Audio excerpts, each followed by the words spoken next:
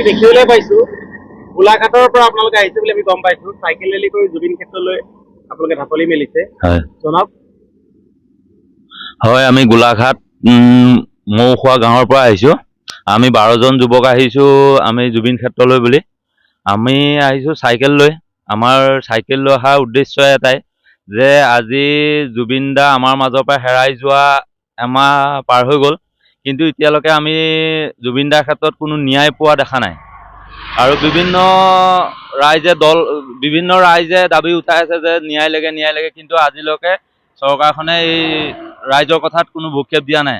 আমি এই মহান উদ্দেশ্যটো লৈ আহিছোঁ যে জুবিন দাই ন্যায় পাওক, কাৰণ অসমৰ এজন হাৰ্থব আমাৰ প্ৰিয় শিল্পী এজন আমাৰ মাজৰ পৰা হেৰাই গৈছে।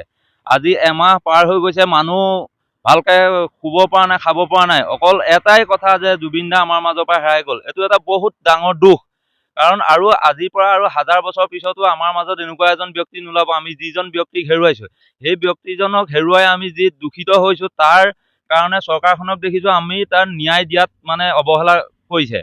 আজি সেইকাৰণে আমি গোলাঘাট মৌখোৱাৰ পৰা জুবিন দাৰ ন্যায় বিচাৰি এই জুবিন দাৰ সমাধি ক্ষেত্ৰলৈ আহিছোঁ, জুবিন দাৰ ন্যায়ৰ বাবে। আমি দেখিবলৈ পাইছোঁ গোলাঘাটৰ পৰা আপোনালোকে আহিছে বুলি আমি গম পাইছোঁ। চাইকেল ৰেলী কৰি জুবিন ক্ষেত্ৰলৈ আপোনালোকে ঢাপলি মেলিছে। হয় জনাওক।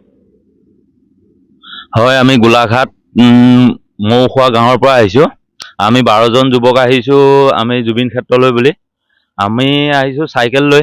আমাৰ চাইকেল লৈ অহাৰ উদ্দেশ্য এটাই যে আজি জুবিন দা আমাৰ মাজৰ পৰা হেৰাই যোৱা এমাহ পাৰ হৈ গ'ল, কিন্তু এতিয়ালৈকে আমি জুবিন দাৰ ক্ষেত্ৰত কোনো ন্যায় পোৱা দেখা নাই। আৰু বিভিন্ন ৰাইজে দাবী উঠাই আছে যে ন্যায় লাগে, কিন্তু আজিলৈকে চৰকাৰখনে এই ৰাইজৰ কথাত কোনো ভূক্ষেপ দিয়া নাই। আমি এই মহান উদ্দেশ্যটো লৈ আহিছোঁ যে জুবিন দাই ন্যায় পাওক, কাৰণ অসমৰ এজন হাৰ্থব আমাৰ প্ৰিয় শিল্পী এজন আমাৰ মাজৰ পৰা হেৰাই গৈছে।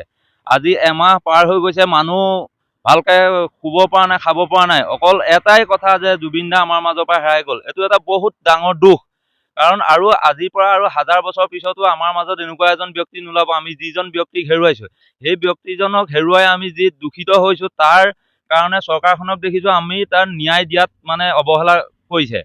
আজি সেইকাৰণে আমি গোলাঘাট মৌখোৱাৰ পৰা জুবিন দাৰ ন্যায় বিচাৰি এই জুবিন দাৰ সমাধি ক্ষেত্ৰলৈ আহিছোঁ, জুবিন দাৰ ন্যায়ৰ বাবে।